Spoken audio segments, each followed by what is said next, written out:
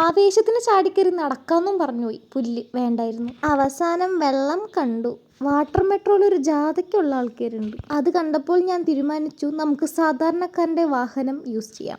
ഈ റൈഡ് കയറി ഞാൻ പോകുന്നത് ഫോർട്ട് കൊച്ചിയിലേക്കാണ്. കുറച്ച് നേരത്തെ എത്താൻ വേണ്ടിയിട്ടാണ് ഞാൻ ഇതിൽ കയറിയത്. ഇതാണെങ്കിൽ ഇഴഞ്ഞെത്തിയപ്പോഴേക്കും അവിടെ വാട്ടർ മെട്രോയിൽ എത്തി അരമണിക്കൂർ കഴിഞ്ഞു. ഒരു 1.5 ബ്ലോക്കും.